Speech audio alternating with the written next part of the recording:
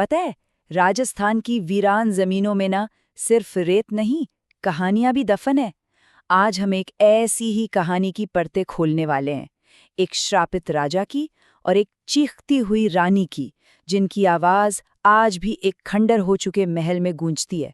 तो चलिए इस कहानी में और गहराई से उतरते हैं। जरा सोचिए, एक आलीशान भव्य महल जो आज बिल्कुल वीरान पड़ा है।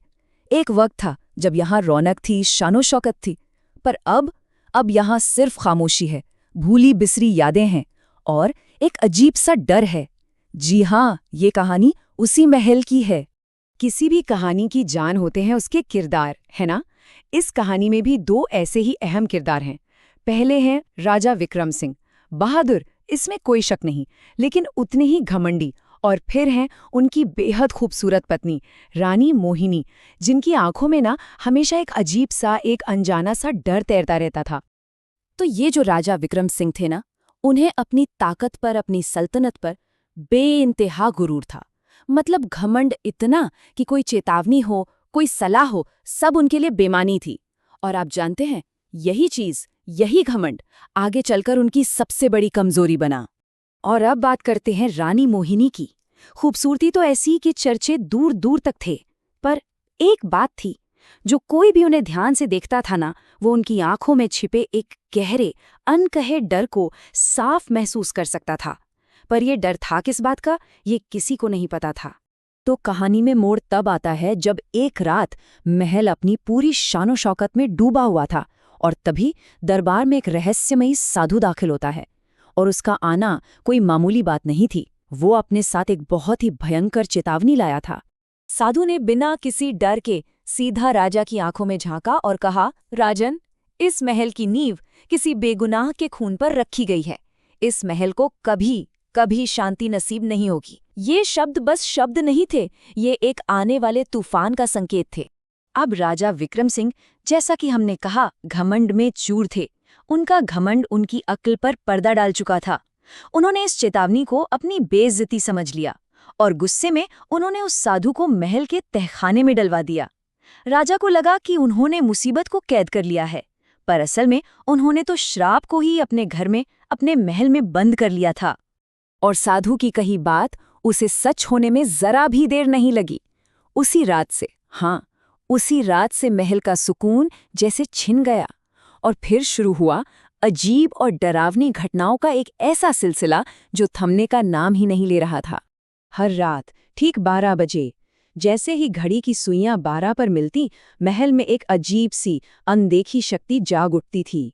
सुनसान गलियारों में अचानक से पायल की छमछम गूंजने लगती, पर देखने पर वहां कोई नहीं होता था। और तो और, जो कमरे बरसों से बंद पड़े थे, उन खाली कमरों से किसी के सिसकने की, रोने की, दिल दहला देने वाली आवाजें आती थीं। लेकिन सबसे ज्यादा परेशान करने वाली बात तो रानी मोहिनी के साथ हो रही थी। वो हर रात नींद में एक ही बात बुदबुदाती थी, मुझे छोड़ दो, मैंने कुछ नहीं किया है। ऐसा लगता था मानो वो किसी अनदेखी चीज से, किसी साए से रहम की भीख मांग रहे हों।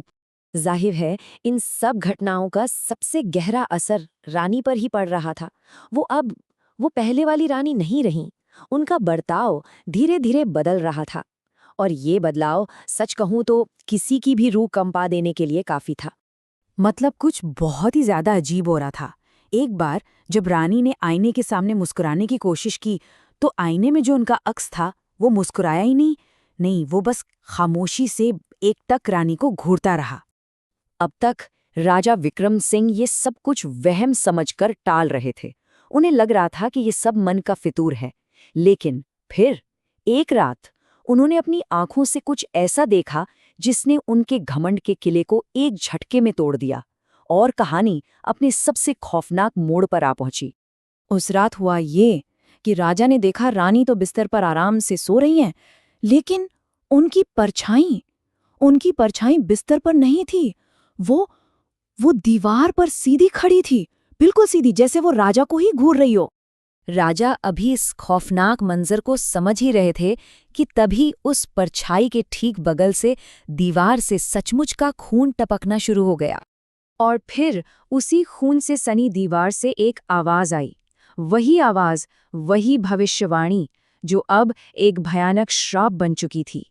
जिसने निर्दोष को मारा है, उसका वंश खत्म हो जाएगा। बस उस एक रात ने महल में सब कुछ बदल कर रख दिया।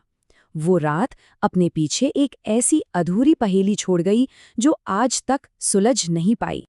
अगली सुबह जब महल में सूरज की रोशनी आई तो राजा विक्रम सिंह अपने सिंहासन पर मरे हुए मिले। उनकी आंखें पूरी की पूरी खुली हुई थीं, जैसे मौत से ठीक पहले उन्होंने कोई बहुत ही भयानक मंजर देखा हो। और रानी मोहिनी का क्या हुआ? खैर, वो महल में नहीं थी, वो गायब हो चुकी थी। कहाँ गईं, उनके साथ क्या हुआ, ये राज भी उन्हीं के साथ कहीं दफन हो गया। उस दिन के बाद रानी मोहिनी को फिर कभी किसी ने नहीं देखा। आज सालों बाद भी वो महल वैसे ही वीरान और बंद पड़ा है। आसपास रहने वाले लोग बताते हैं कि आज भी रातों में वहां सफेद साड़ी पहने एक औरत रोती हुई दिखाई देती है, और कभी-कभी दूर से राजा की दर्दनाक चीख भी सुनाई देती है। और एक बात जो सब मानते हैं कि जो कोई भी उस महल में दाखिल होने की जुर्रत करता है, वो कभी लौटकर नहीं आता।